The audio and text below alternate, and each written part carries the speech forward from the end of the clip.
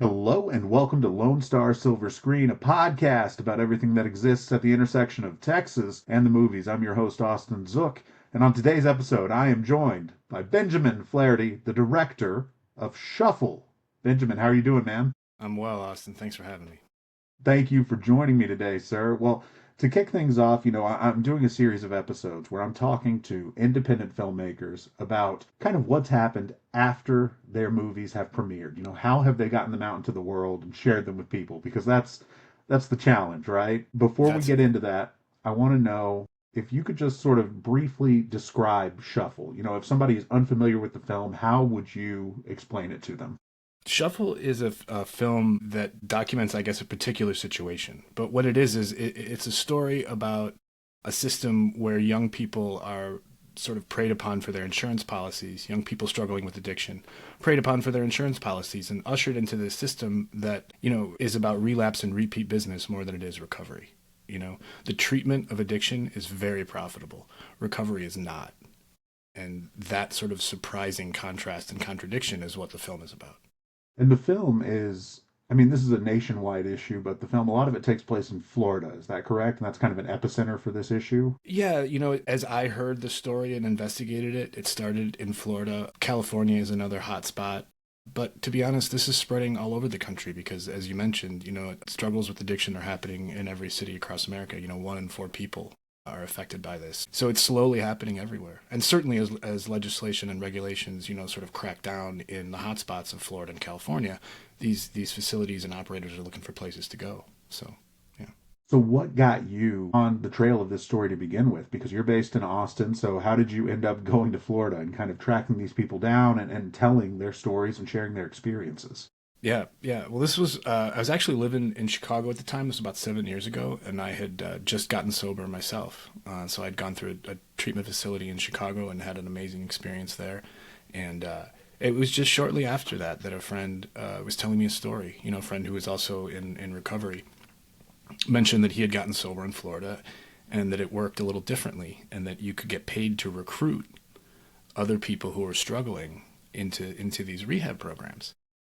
And that's just not how you get sober, first of all, And that's where I was coming from. It was a sort of this horror at what is this? What sort of monster has been created out of this? Because I didn't know anything. I was sort of blissfully ignorant and certainly privileged. Let me say that. Like I was very fortunate. I had insurance through my employer. Going to treatment for me was a simple thing to do. It wasn't easy, but it was very simple, and the paying for it was all handled. And so I really didn't think twice about it until afterwards. Yeah. One of the things you said to me the first time you and I ever talked about this was you were, I guess, speaking with some people who were kind of in and out of the recovery process. And there was a younger guy there you were talking to, and he said he had gone into rehab 30 times and he just assumed the issue was him. And he didn't even consider that, like, oh, this system is broken, right? Yeah. So it's something that's happening all over the place. Well, it's really interesting you bring that up because that's true. I can't tell you the number of times that one included where I've been in AA meetings, for example, and someone will stand up and talk about how they've just gotten out of treatment for the 15th, 25th, 30th, 40th time, and that's normal to them. Mostly, it goes unspoken, but due to their own shortcomings is the assumption there. And that's the problem with the system. And it's not just the fraud in the system, because I want to make clear that, ethical lines are crossed long before illegal lines. A great deal of damage can be caused to an individual without it being illegal.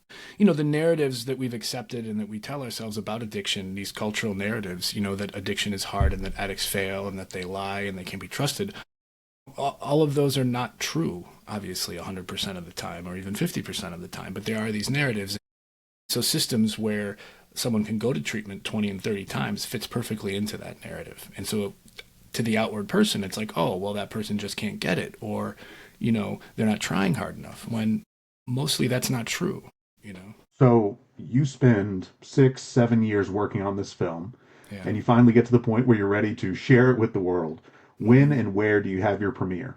Well, it was a seven long years making this film, and one of the things I often talk about is how much life gets lived in that period of time, and Right. no one prepares you for that. How to live with a project and how to have this thing in my life that's driving me, but to also like remember to live and have a life. And I was incredibly fortunate. I met my wife, my now wife, very early on in the process. I mean, a matter of days after meeting some of the characters in the film, I happened to meet my wife, and so it was a very intense period of time. And I moved to Austin during that time, and so the majority of the film was cut and edited here, in North Austin, in a spare bedroom essentially. And so we submitted the film to a lot of places, but we were accepted at South by Southwest. And so that was just a huge sort of moment for us to be able to premiere the film, a couple miles away from where it was sort of put together.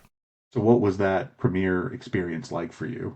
I mean, it was incredible, and I want to, my hat's off to South by. I think they took a chance on programming a film like this. The good fortune didn't stop there. We won the jury prize for Best Documentary Feature. And so their support of this film has been incredible, and we're still, we're forever thankful for that. It was amazing. It was amazing to share with the world. I mean, I didn't honestly know how it would play. We'd done some test screenings and stuff, but still, a lot of those are friends and family type stuff, and people who will be honest with you, but they're still a bit biased. And so this was public audience, and to see people moved by it, to see people laugh with the characters in the film, the participants in the film, it's a huge treat, and it still is to get to watch it with the crowd. So you win the Best Documentary Award at South by, which I'm sure feels incredible and like a validation after 7 years of hard work. Mm-hmm.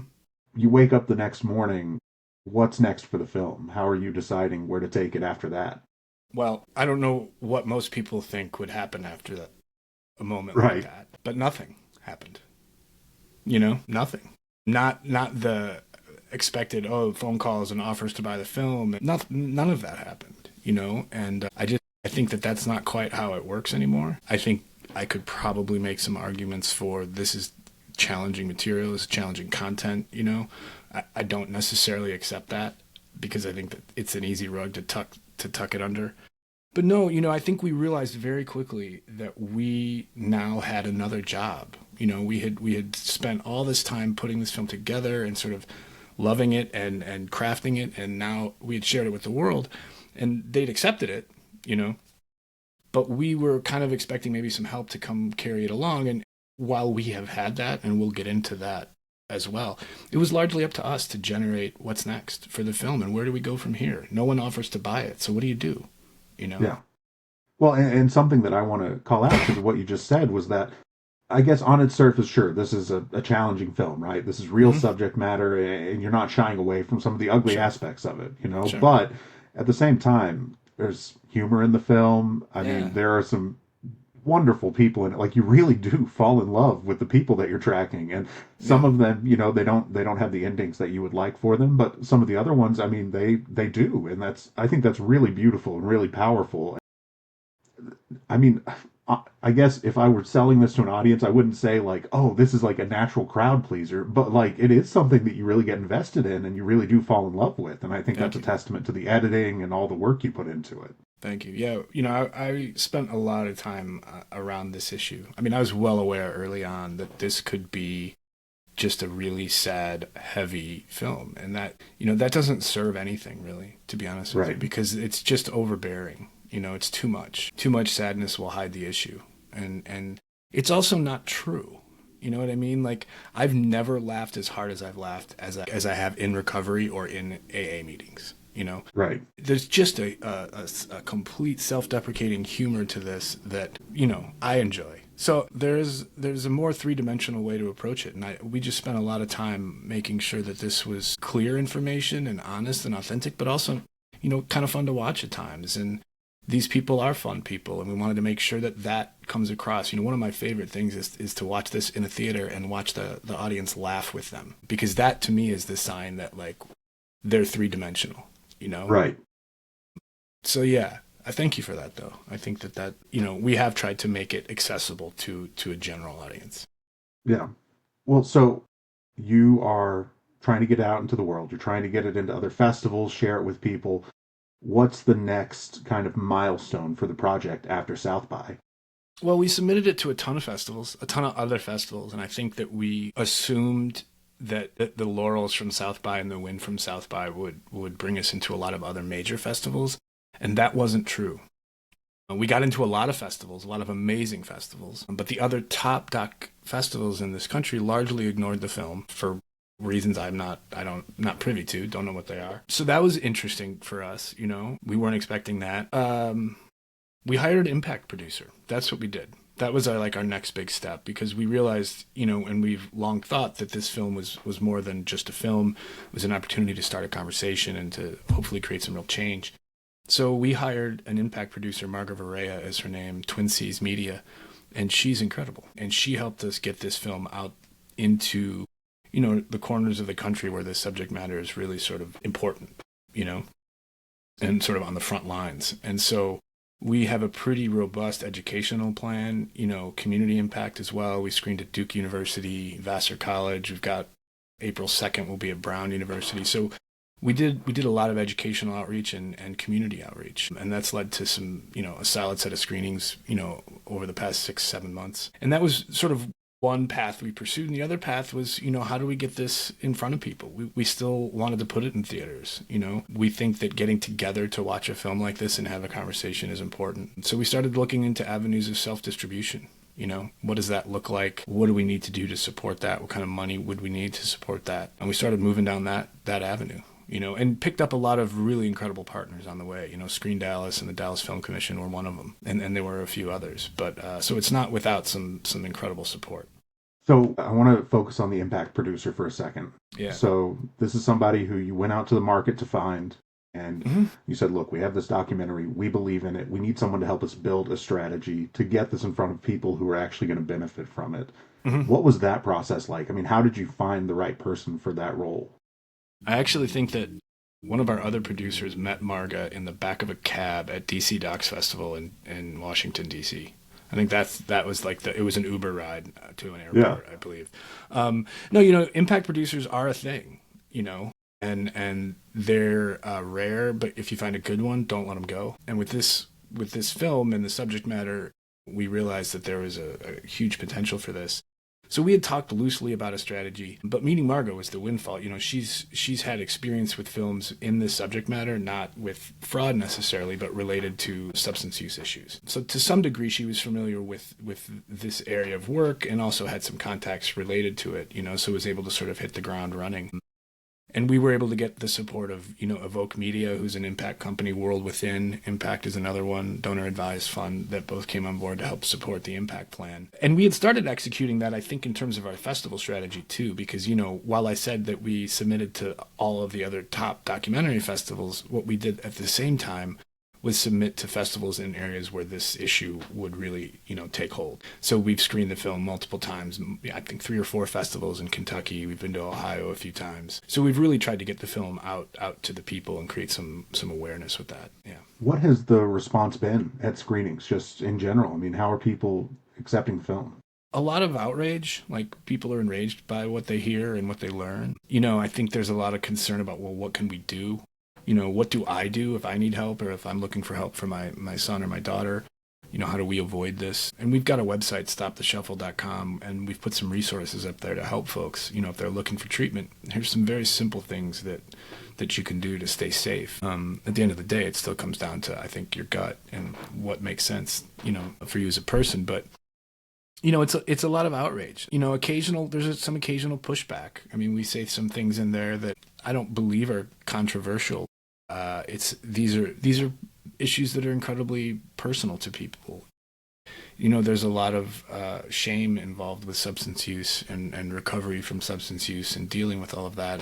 I say that from personal experience as well. So, you know, there's a lot of personal interest wrapped up in these issues on both sides. You know, I will say one of the most, I don't want to say gratifying because that word rubs me wrong, but one of the things that sort of touches me the most is we've had experiences where family members who've been through this will see the film and you see the lights go on and they're like, oh my God, I'm not the only one, you know, or this is a real system. Like this is a thing. I wasn't just a dupe, you know what I mean? And so you kind of sense this guilt or shame, you know, sort of lift a little bit in these moments. And that's incredible, you know?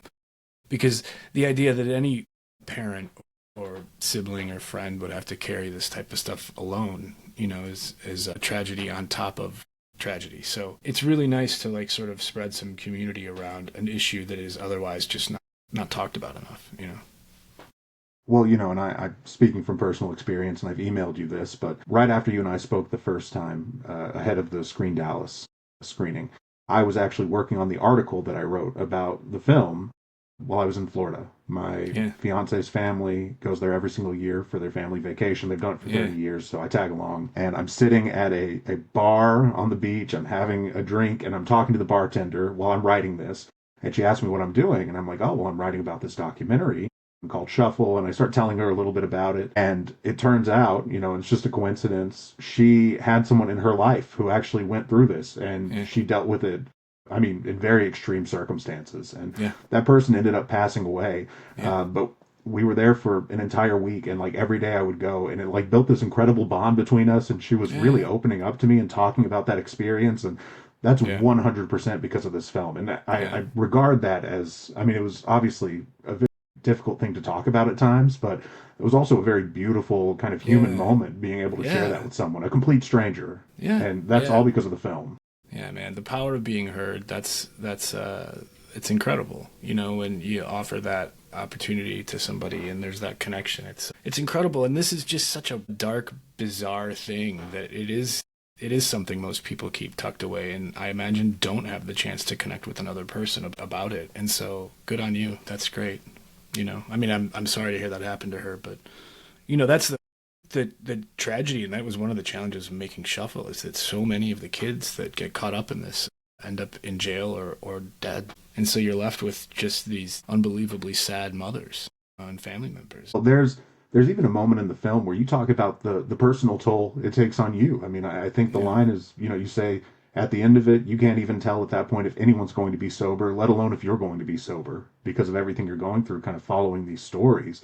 I Yeah. mean, what's it like creating a documentary and having to live in this every day?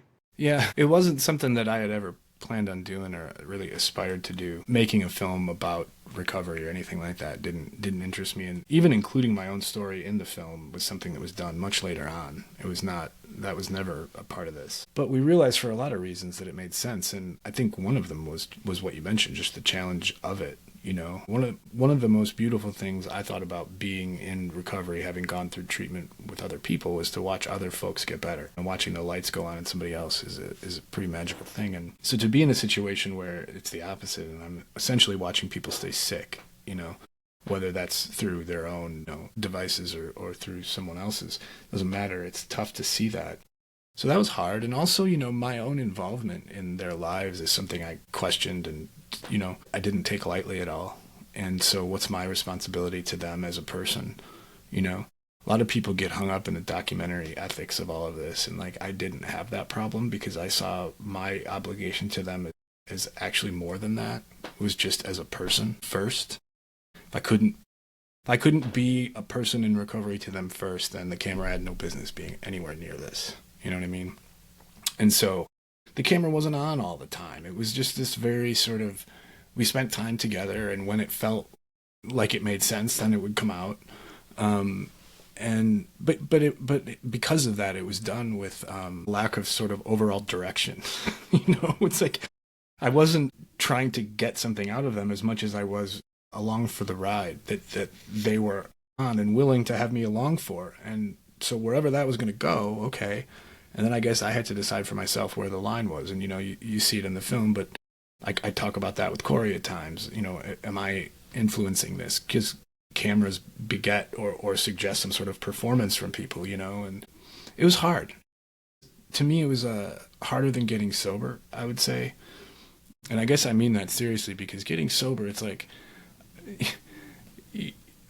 to do it again by making this film. It's like, the only person that I was going to meet in the process of editing this film was myself. You know what I mean? There's so much time alone and just the challenge of it. So I think it got to a point where it was sort of beyond sobriety or not sober or not sober, and more just about like, can I do this? And how much of myself am I willing to sort of break down in order to find this? So it was very much just came down. It was great, but it was really about me. Like, unfortunately, like, how much do I want this or not? In terms of the putting it together, now that I had their trust and their stories, I couldn't just let that slide or let that go or give up on that, So at the end of the day, it was still just sort of a huge responsibility, no matter how sort of dark or difficult I felt or the time I was having was.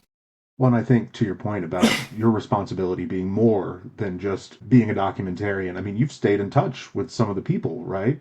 In the Yeah, year yeah. I after. mean, yeah, I talk to them often, and they'll be a part of my life, I'm sure, for the foreseeable future. And it's a privilege, I would say, to have that be true. They're great, but it is interesting. It's not something that I was prepared for. Maybe I should have been. You know what I mean? But I wasn't. I guess I wasn't prepared for how quickly people would attach themselves. Right. In that situation, and so that was just an added thing to navigate. Boundaries are tough, and as someone who has struggled with substances in my past, I can tell you I'm not often the best with them, creating them, sticking to them. So it's challenging, But again, I think that all brings a rawness and an intimacy to the film that maybe wouldn't otherwise be there, because we very much made the film together. Like, it was me and them working together to make this, They weren't stepping into like a lit scene. It was sort of like I'd go meet up with them and be like, all right, what are we doing? What do you want to do today? And Right. go from there. So you get selected for the Screen Dallas program, which is basically it's something that started because Dallas is now a market where people Mm-hmm. can qualify their films for the Oscars, and Mm-hmm. they bring you out. You have a red carpet event, you have a screening, and they help you qualify for the Oscars by helping take care of the screening costs Yeah. for 7 days of screening. What Yeah. was that like? They are incredible. And that came out of nowhere. We were not expecting that. We were looking to qualify for the Oscars. I think it'd be interesting to frame it for people. So, the film season, right, occurs on a cycle, sort of at the beginning of the year. So maybe last month, right, with Sundance, and kind of goes through the Oscars, essentially, which will happen in a few months, right? So it's a little longer than a year, say it's like 13 months. But, it happens in a cycle. And if you get into one of these festivals early in the year, like we did with March earlier in the year, and you don't get picked up, or no one buys the film.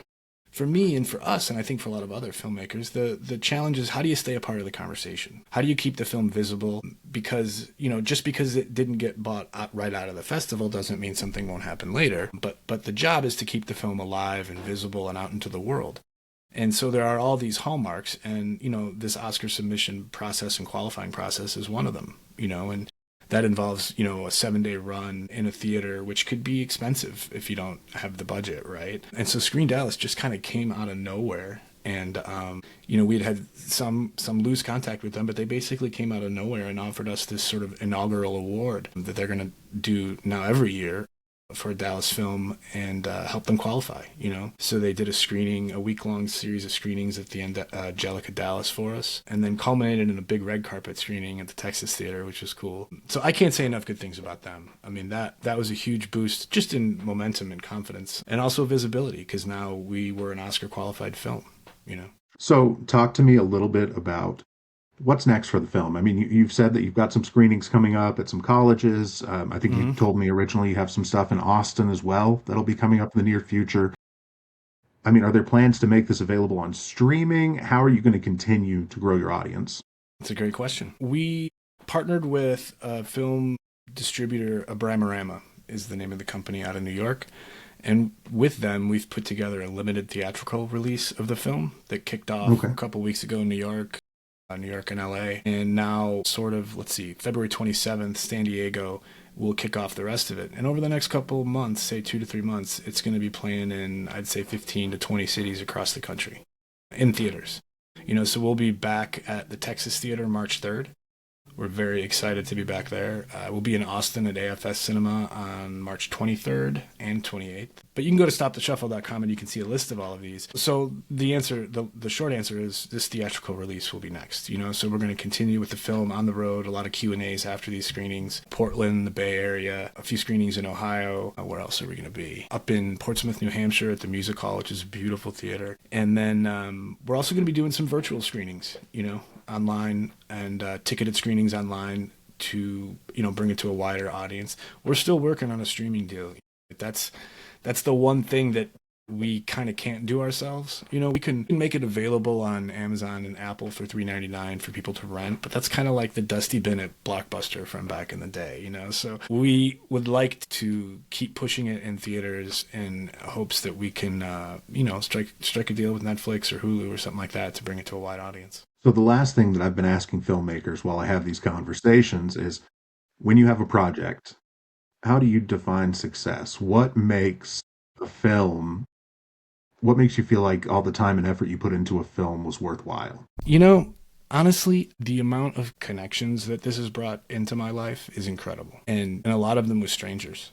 I mean, to watch other people affected by something that I got to make, and to be able to take it around the country and sit in theaters and watch it with other people just feels like a huge privilege. It's also exciting and incredibly gratifying, and it makes me want to do more and make other things. But it's seeing the effect that it has on other people, whether that's laughter, whether that's I'm not alone type of a feeling. That all makes it incredibly worth it. The awards and the reviews and stuff like that are nice because it's always nice to hear nice things said about you, right? Or me or anyone. But I'm proud of it. Like that's when I sit back, like I'm my own worst critic. I'm sure we all are, but I've made a lot of pieces of work that I could have a lot of things to say about. But this one I'm proud of, and it's a real treat to get back and share it with other people. That's awesome. Well, thank you again for coming on the show. So if anyone wants to follow along as Shuffle goes on its journey, stoptheshuffle.com, and there's also an Instagram page, right? Yeah, at Stop the Shuffle on Instagram, at Stop the Shuffle on Facebook, and then stoptheshuffle.com. Okay, fantastic. Well, Benjamin, thank you for the time today. You and I will have to run this back again whenever your next film comes out in 7 years. I'd love that, Austin. Thanks for having me, man. I appreciate it. Yeah, man. Take care. Yeah, talk to you.